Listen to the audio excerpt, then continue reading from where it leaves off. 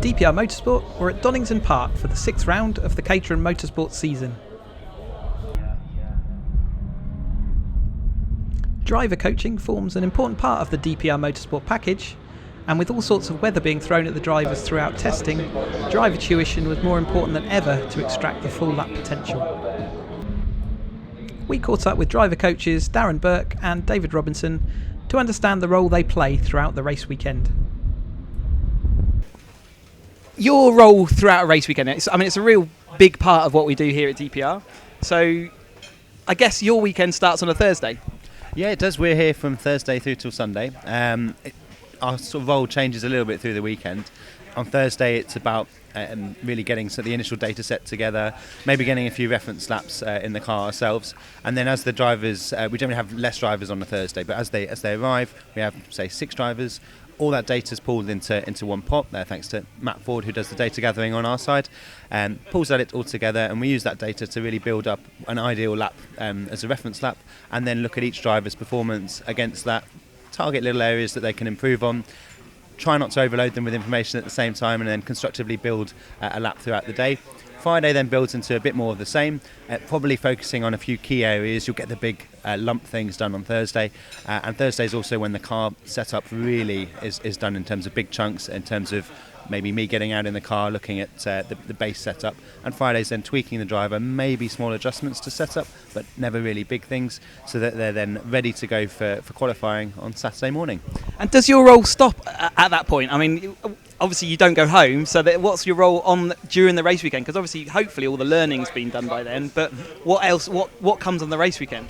So when it's building up to, say, the first race, you're talking through the last reminder points from all the testing, and looking at race starts as well, using footage that we've got going back to 2014, 2013, all of which is held on the team servers. So we can pick out good examples, bad examples, look at, for example, here at Donington, look at the first corner where you should be going on the first corner, looking for the spaces that might appear and that sort of thing, and then also after the race going through the footage there, looking at maybe what some of the drivers could do better, sometimes supporting judicial matters but hopefully not doing that, and that carries through Saturday and then Sunday as well.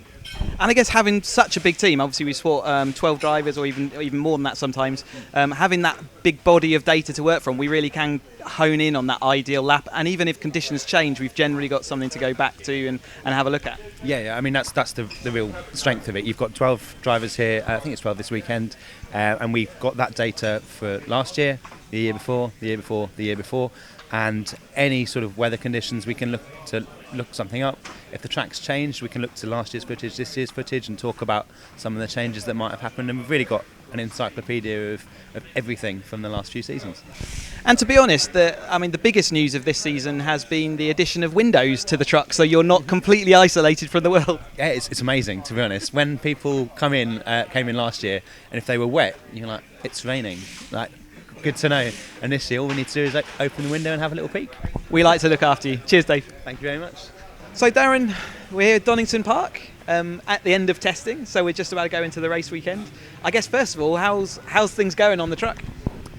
Yeah, fantastic day so far, actually. We were here testing yesterday a bit more in the dry. Today's been very variable with the weather conditions, but all the drivers are showing not only good improvements, but actually very, very good pace, particularly in the 420 and 270 classes. So I've been looking after some of the guys in those classes, and yeah, some fantastic lap times and looking very strong for the weekend, I'd say.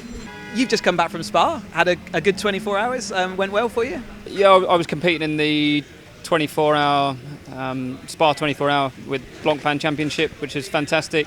So we actually finished second in class, which was awesome achievement. And in fact, actually, the package here that DPR have is on a similar level to what you see in the GT sort of GT paddocks these days. The professionalism in the DPR team is fantastic. Every smaller, finer detail is looked into, and I think as a whole it's a great environment to be in. I think what we have to always bear in mind is you spend a lot of time out of the car, so it's just as important to make sure that the time out of the car is as good as being in the car and enjoying the time that you're actually driving around the track. So give us an idea. So a race weekend from your point of view then, you turn up on, say, Wednesday evening, say Thursday morning, and run through what your race weekend might look like. So throughout the testing, we're making sure the setup's correct. So I'll jump in the car a couple of times throughout the day in various cars, making sure that their cars are set up correctly for the conditions. Every day is slightly different at the track, with temperatures, wind directions and stuff. That's great. I mean, that's great from a driver's perspective, in that if you are completely solo, you've not got any of that expertise or experience to draw from. If your car's underperforming, having the team it means that you know it. Yeah, we have some occasions where the car might not be doing quite the right thing, but that particular driver is only used to driving their own car. I'm jumping in between cars all the time, so I know what's right and what's wrong, and I know how to extract the most out of the car in any of the conditions. So it's important for me to jump in sometimes and just give the driver that added confidence in the car that either it is doing the right thing or it's not. Sometimes we find that the car isn't handling correctly, and it wasn't down to them that their lap time wasn't there. I'll get them to adjust the setup, and they can improve their lap times from there. All the data comes in from the cars, goes onto our media centre. Once it's in the media centre, any of the drivers can compare their lap times against someone else in the same class, in the same team. So if they're worried about, how am I getting on in comparison to someone else in the team? Am I driving fast enough in comparison to not only my lap time but other people that they're racing against? They can see any of that. So a lot of time I'll compare my lap versus 2 or 3 drivers at a time, and you can really see the differences where some people might be getting certain areas correct, other people are getting other areas correct, and we can start to get them to combine those, and as a whole, as a group, we can get everyone to improve dramatically throughout the testing, which then obviously leads into qualifying. So all the testing is all about trying to get drivers prepared for that ultimate lap. Once we've done that ultimate lap and we've hopefully qualified towards the front, doesn't always go that way, but we'll get them as best we can up the front with the coaching and the setup. Obviously, we have to feed them correctly as well. That's an important part of the things. And then we're into the racing. So we'll switch things a little bit then. We still review all the data, but more so go through not only their fastest lap, but we'll start to look at the whole race they've done. Anything from the way they prepare before the race start, the way they get off the line, how they overtake, how they defend, how consistent they are. There's a lot to go through. So I look at a lot of race footage, and I can give them, advice on my own experience over the last 25 years of racing, where what I would have done in a similar situation. Whether they might have done the right thing or the wrong thing, but the racecraft's all about experience. So if I can give them as much experience or knowledge from my experience to help them into their next race, then hopefully it will help them either get more towards the front or stay towards the front. Donington Park is a fast and flowing track, and it's a firm favourite of many of the drivers. Let's ride on board with James Murphy for his pole lap in his 270R around the Donington Park Grand Prix circuit. So here we are with James Murphy in the 270R class. This is his qualifying run. Set himself up for a fantastic start to the lap, getting a toe off of the green car in front, which I believe is Toby Clowes. So we're setting ourselves up for a decent run down towards turn 1. Slightly compromised on the line, unfortunately. It's all good though. We're going to get a toe off of Neil Fraser on the exit. Tidy apex, slightly impatient on the power. That wasn't track limits on the exit. As we come down through the infamous Craner curves, fantastic section of the track, hooks it in early, smash all the curb on the left. Set yourself up for the old hairpin here. Early on the brakes, get it turned early. Just missing the clipping point by a fraction there. But again, it's all good. We've got the toe on the exit. And here comes the uphill run to McLean's corner. Tricky on the braking here. Got to get it in early. James does a great job getting it up to the curb. Good run on the exit. Coming up to the blind crest here at Coppice. Down to third gear, turn in early. Monster the curb. And really work on getting a good run through the exit of the turn. Down the back straight, really big headwind actually this weekend on the back straight, so it's important to get a toe, and again Neil's helping us here. Hard on the brakes for the chicane, open the line up with some curb, smash the curb on the left, but be aware of the track limits on the right, nice and legal there. 2 corners to go, down to one of the hardest corners on the track, downhill braking, max braking, nice wide line on the way in, down to second gear, park it in the middle of the corner, patience on the power. Here we go up to the last turn. Again, gaining on Neil Fraser bit by bit. He's helping us up to the last turn. He's just going to compromise us a fraction in the braking zone.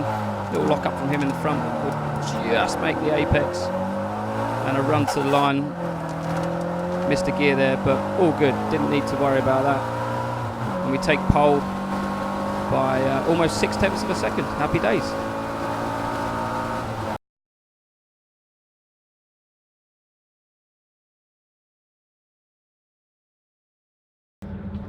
The 270Rs were first out on track throughout the weekend, and after some great testing performances, James Murphy put his car on pole, with Dan Halstead coming home in 5th and Chris Moore starting in 9th.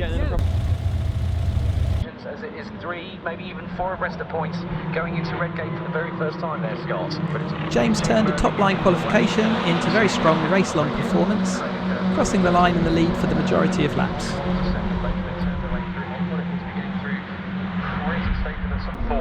French is holding on to 5th position, Halstead 6th, it's Shepherd, Fraser, Moore, and then Ollie Pratt rounding out the top 10 as they all...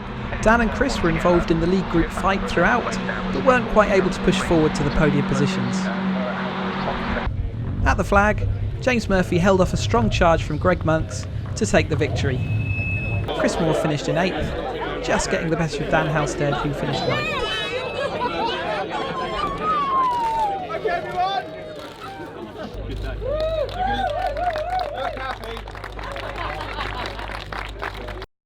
Step for man. One giant leap for James Murphy. In race 2, James made a good start from pole, but the race didn't spread out as much as it had done in race 1.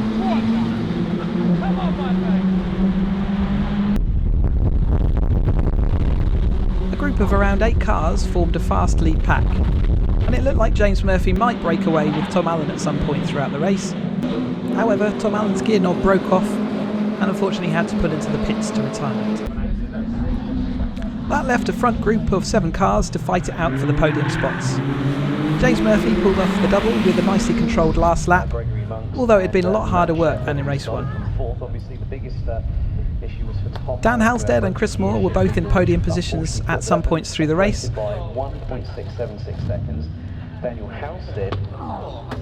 but they weren't quite able to bring home the trophies at the end, Dan finishing in 4th place and Chris in 5th.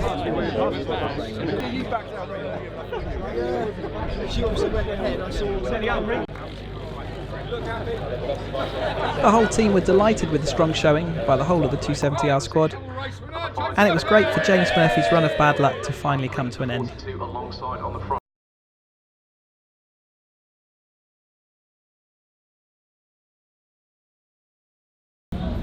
In the 420R qualifying, Super Pole saw William Smith take a great 2nd place. Aaron Head made a mistake into the old hairpin on his lap and so ended up in 10th place on the grid. Alex Jordan put his pink machine in an impressive 11th place, and Chris Bates would start 14th. Bates would have a tough start to the race, including a visit to the gravel trap at Redgate. He would spend the rest of the race fighting hard to get back to a pack of cars, and he made it just in time to make some progress through the field, taking 12th place at the flag.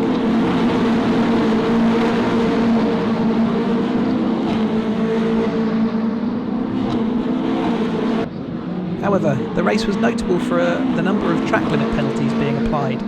It meant that it wasn't clear, until the race results had been released, who had finished where. Championship leader, John Byrne, was hit with multiple penalties and, whilst he crossed the line in 1st place, was classified down in 15th. Alex Jordan was another driver hit by track limits issues, and he ended up classified in 20th. Aaron Head suffered a mechanical failure while at the front of the pack, and that led to an ill-handling car which slipped him from the lead group, and he ended the race in 6th place. William Smith, from his 2nd place grid start, was off the track early, and this sent him tumbling to the back of the top 10. The whole race was then spent getting back to the front of the field, and it wasn't actually clear where he had finished because some drivers ahead had their track limits, but when the dust had settled and the penalties had been applied, 3rd was Will's well-deserved award.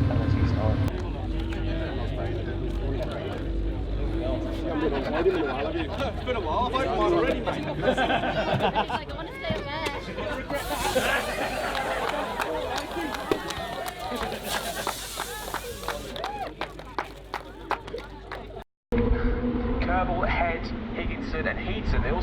turn wide. Henderson will get the whole shot. Then wide there for looks to be Hayes there. Wide he's not. Shut the way through. Predators and pour the way down.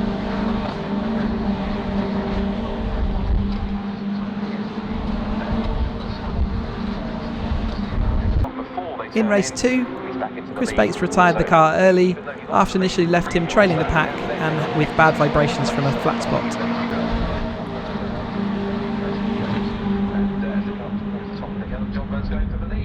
Alex was unfortunately a DQ after a yellow flag contravention, and Will Smith made it back to the lead group and held on to 4th place over the line.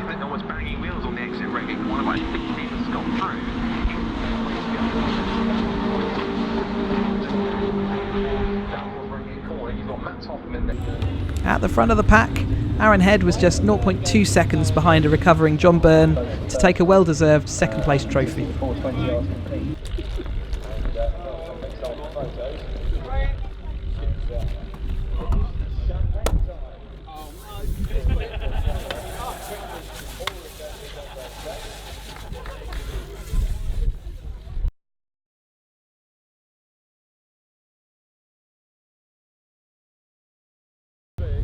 .310R qualification saw Gordon Sawyer again out in front with pole position by 0.3 of a second. Andy Perry ended in 10th, Doug Christie 13th, and Gary Curtis had a great qualification session, snagging a well-deserved 26. You can see an absolute deluge of brake lights heading to the red gate for the very first time. They head down the hill. All very clean thus far.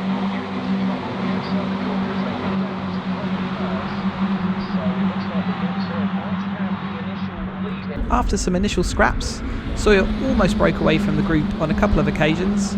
However, the tow around Donington Park GP is very strong and he was never able to shake the attentions of Jay McCormack. The pair traded places over the following laps multiple times. On lap 12 of the race, Harry Landy spun coming out of McLean's and an unsighted Doug Christie collected his stationary car. Both cars were instantly eliminated and a red flag was thrown. The drivers were fine, but the damage to their cars was too severe to repair safely, and their race weekend was over prematurely. Although Gordon Sawyer had led over the line in the preceding lap, the results were rolled back an additional lap, which meant he was classified in 2nd place. With McCormack taking the win and also fastest lap, the championship is shaping up to come down to the wire once more. After a slightly cautious start to the race, Gary Curtis had a sublime drive to move back through the field and end an extremely impressive 24th. It was a pleasure for the whole team to see the improvement.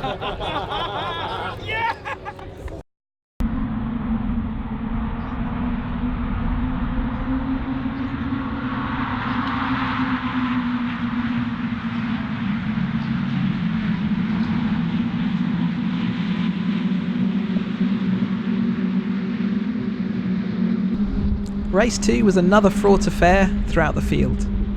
Although it took a little while, the 3 championship contenders did rise to the top of the field and pull the gap over the chasing group. They swapped places multiple times and regularly. You could tell that the championship was heading to its crescendo, with every position hard fought for. At just under the midway point, a safety car was thrown after a car was left stranded in the gravel, and sadly Andy Perry's race also came to a premature end, hitting the wall.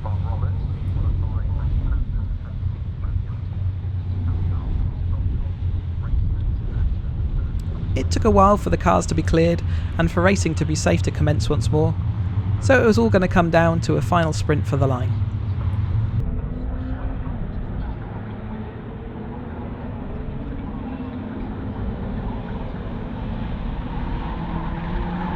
Gary Curtis again had a good run of form in the 2nd race, fighting hard for his positions. Another great result, and 23rd was his reward.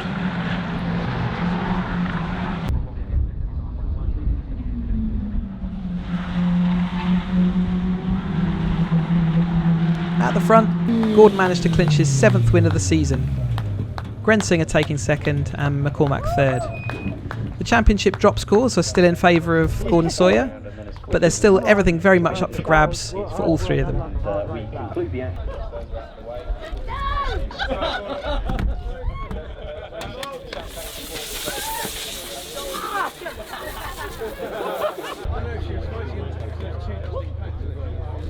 With Perry's accident ending in the wall, it was a highly attritional weekend for the DPR Motorsport 310R squad, but there's plenty of time remaining ahead of the final round at Brands Hatch, and we're sure that the squad will be back to full strength there.